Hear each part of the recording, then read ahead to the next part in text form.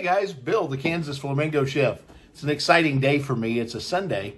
I've got some friends and family coming over and we're going to make some southern fried catfish, but not just any catfish. This is a Louisiana tradition, something you may not have tried before. It's a mustard batter catfish. I absolutely love it. We're also going to do some collard greens, mustard greens, fried green tomatoes, and then for one of our guests who doesn't eat fish or anything else I just mentioned, I don't know, I'm going to do chicken of some kind. So it should be an interesting episode because we're going to do a little bit of everything.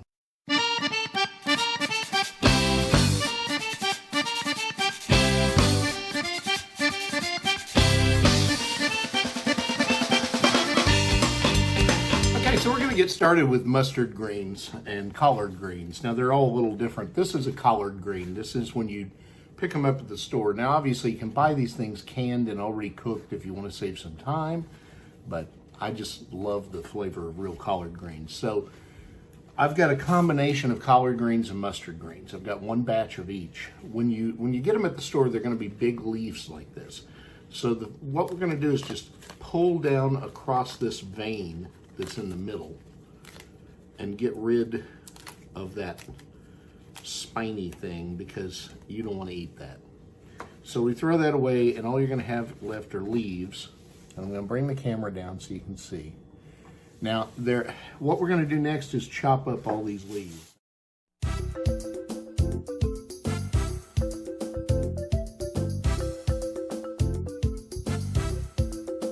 Okay, so we're ready to cook greens. Let's talk about our ingredients real quick.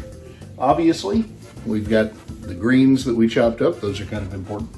We've got a pretty good sized stock pot and some water. And then we've got hot sauce. Now I like Tabasco. If you prefer Louisiana hot sauce or a different brand, use whatever you want. But I like the vinegar in the Tabasco. Speaking of vinegar, we got apple cider vinegar. We got a little Lee and Perrins Worcestershire sauce. I can't talk today. Cayenne pepper. You can use crushed red pepper if you rather. I like the spice of the cayenne. Just good old salt and pepper.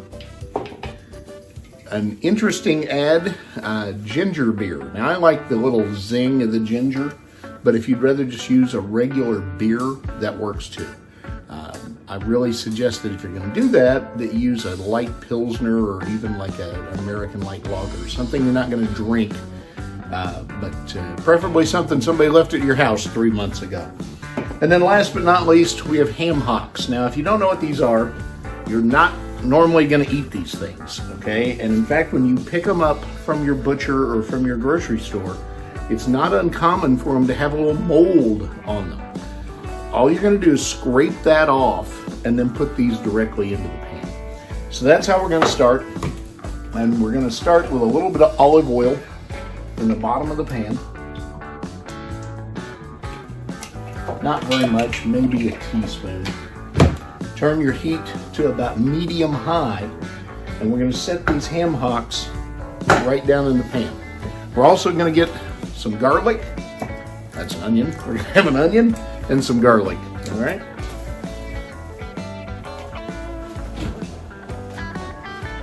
Now, if you've watched some of my shows before, you know that I like minced garlic in a jar. It just saves a little time. So while the ham hock is starting to cook, we're going to cut up an onion. Turn the camera so you can see.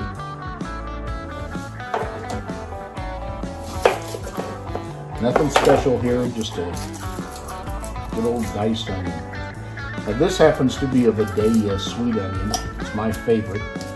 And I highly recommend them for this dish. But you can use just a regular yellow or white onion. I wouldn't use a red onion just because you're going to get some weird color change. Flavor-wise, it'd probably be okay, but the sweet onion would be your best choice. We're just going to cut that onion up, throw it in there with the ham hocks, and let that start to cook.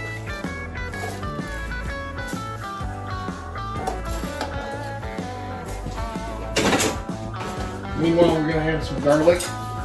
We're going to get a heaping tablespoon, not a teaspoon, put a heaping tablespoon of garlic, and I might add just another teaspoon on top, in fact.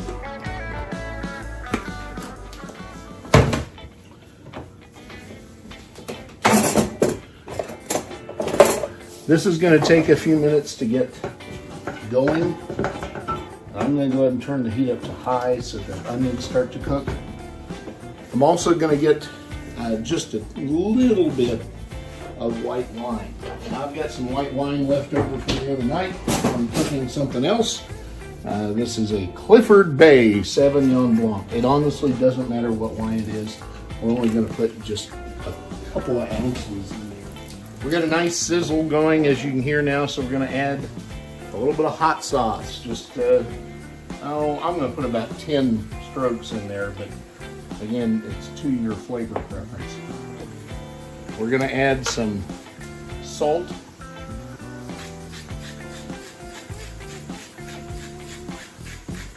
We're going to add more salt in a little bit, but we're going to salt it for now. Some black pepper.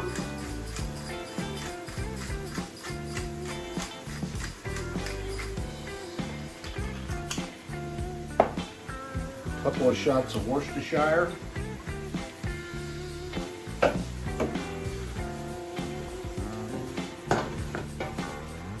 Basically all we're doing at this point is just letting those ham hocks kind of warm up and the onions cook down.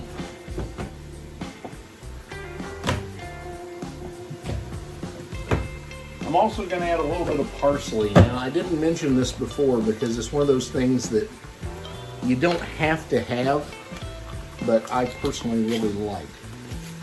It just adds a little bit of zest to the dish. If you have fresh parsley, use fresh parsley.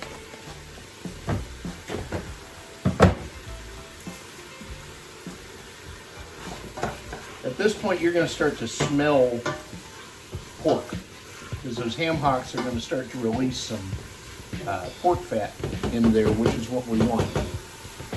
And when you start to smell the pork cooking, that's when you're going to go ahead and start putting your greens in, just right on top.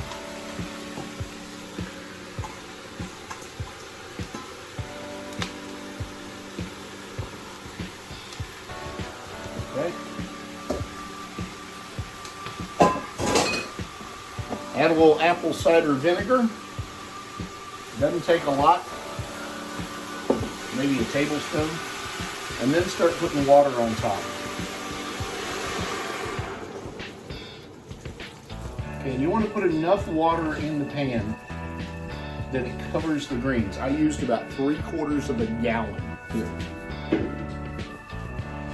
And then push them down in there. Get them in the water. We're going to add some more salt.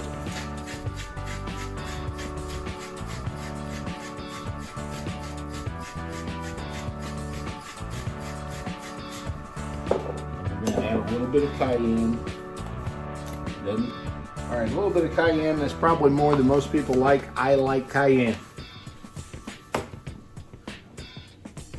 We're going to stir this together.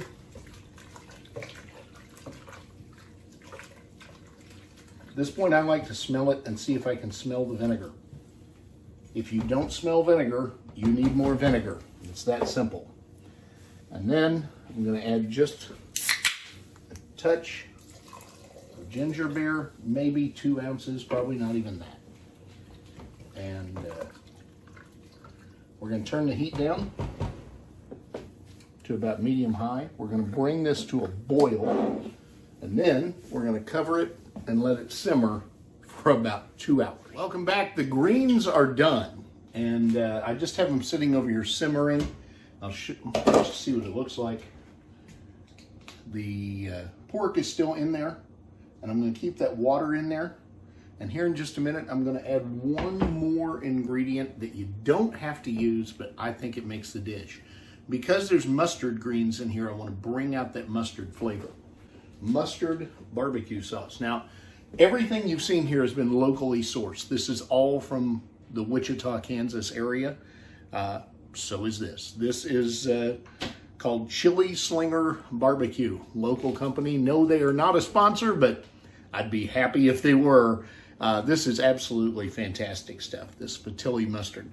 So all I'm going to do is just add a little bit of the Chili Slinger mustard barbecue. Obviously, if you don't have that, you can use something else.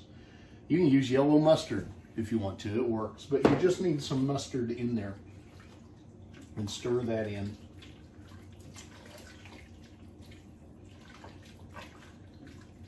And I'm just going to leave this sitting on low until we're ready to serve them. I've just got garden picked green tomatoes. They're almost to the point where they'd start turning yellow, not orange. I've got plenty of orange tomatoes over here I picked this morning, but these green ones we're going to use for this. I've got some flour, I've got white cornmeal, some Italian breadcrumbs, salt and pepper, and Old Bay seasoning. Okay, we're going to start with some flour. We're going to take about 1/3 cup of flour. That's all we're going to need for this. And you don't need this to be a heaving over the top. In fact, it doesn't even have to be full. That's plenty. We'll get that out of the way. We're going to add some salt.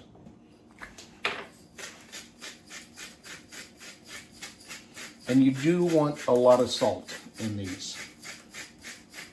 And I'm going to fry these in vegetable oil here shortly. Okay, then we want pepper.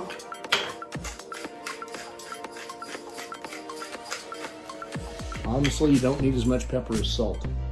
Some Old Bay, not very much, maybe a teaspoon. A little bit of breadcrumbs, again, not a whole lot. Okay, and now the main part of this is going to be white cornmeal. So I'm going to put probably 2/3, maybe even a full cup in here. And just whisk this all together.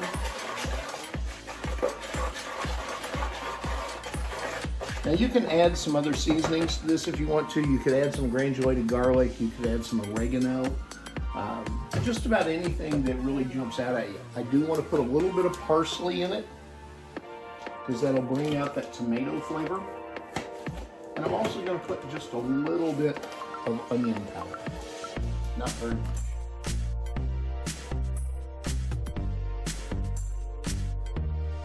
In this bowl, I have buttermilk and a couple of eggs. That's it.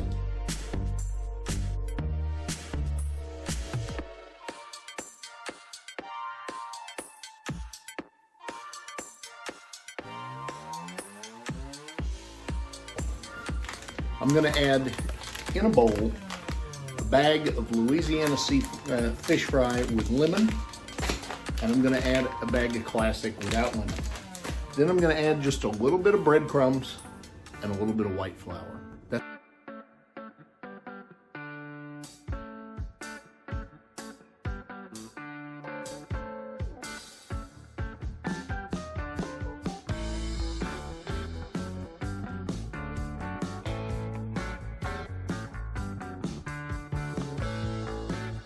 As I mentioned earlier, I got one guest today that does not eat fish, so I'm doing a chicken dish for them. I'm going to have to make a cheese sauce, and it's not difficult, but I'm going to show you how to do it because people burn it so easily. So I've got just a medium-sized saucepan here that I'm going to turn up to about medium heat.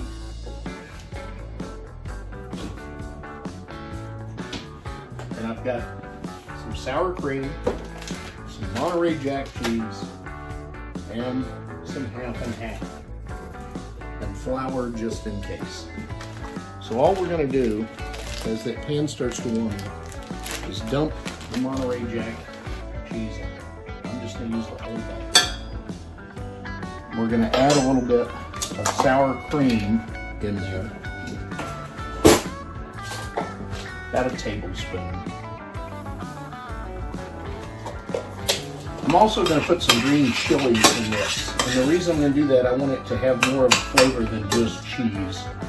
So now we're going to add a little milk and a can of green chilies. I did add a little more milk to my cheese sauce, and it needed it. You can see you just got to keep checking the consistency. You just want it to be at that Mexican restaurant cheese. You know what I'm talking about? The white queso that comes to the table. That's what I'm making here. That's all this is. But we're going to use it over the top of stuff. The next thing we have to do, of course, is grill the chicken. We got to cook catfish. But now we're going to make just some peppers and onions to go with. Pretty simple. I've got garlic butter. I've got some tahini. I've got chopped up peppers and onions. That's all there is. So we're gonna bring the camera over here a little closer so you can see. I've got a pan cooking on high, and it's getting hot real fast. In fact, I'm gonna bring that pan, the heat down. Now what we're gonna do, I like to put the vegetables in first. On a good non-stick pan, you don't have to put the butter in first. So then we're going to add a little butter, a little garlic butter, a little bit of tahini. Okay. Don't need any Old Bay for this one. And we're just going to saute these peppers and onions. That's it. That's all there is to it. Just cook them till they go limp. They're ready to go.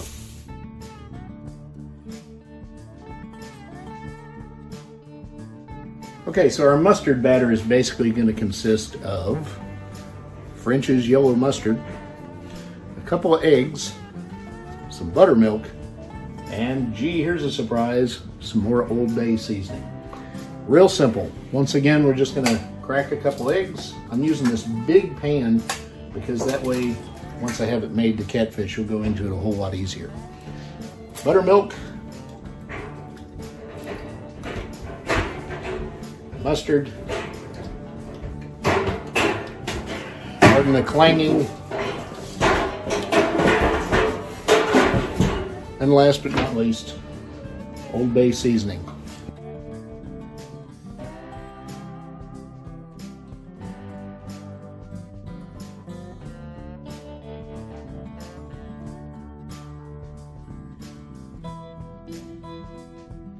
We are outside in the great outdoors, and right behind me you can see a couple of cast iron skillets. That's what we're going to cook everything in today, except the chicken.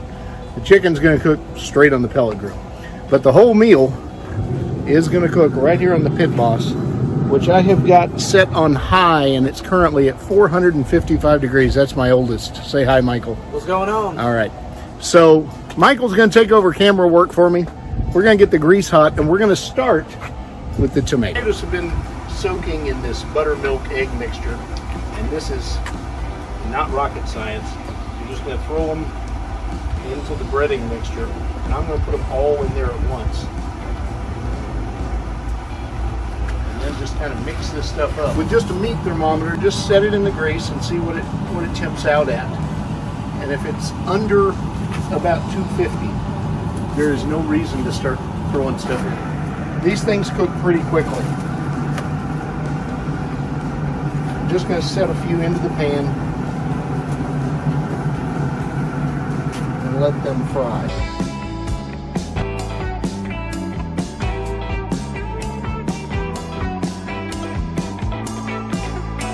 I've got the catfish here wrapped up, ready to go. And all I did was wrap them in parchment paper and then roll aluminum around just to keep them ready till I was ready to cook. And I want you to see, I am not using fillets. If you like catfish fillets, that's fine, but the way I'm doing this today, I want whole fish. So what I'm going to do is I'm just going to drop these whole catfish into the mustard. Again, not rocket science. I'm going to put about 3 or 4 of them in there at a time, and I'm going to get them coated in that mustard before they go into the fish. All right, so we get the fish covered in mustard, put mustard on the inside and the outside, and then just drop them in this fish batter that we made earlier. So, we're going to take this fish and gently, trying not to make a giant splash and mess, set him in the grease.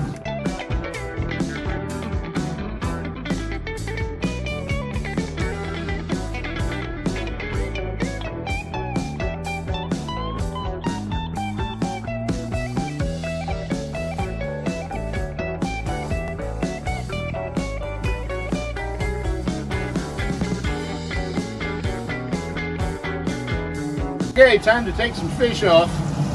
And man, does that look and smell good. All right, so I'm a big believer you should just drop them on to an aluminum pan. Now, if you want to set paper towels in here and drain the grease, that's fine, but quite frankly, you don't need to.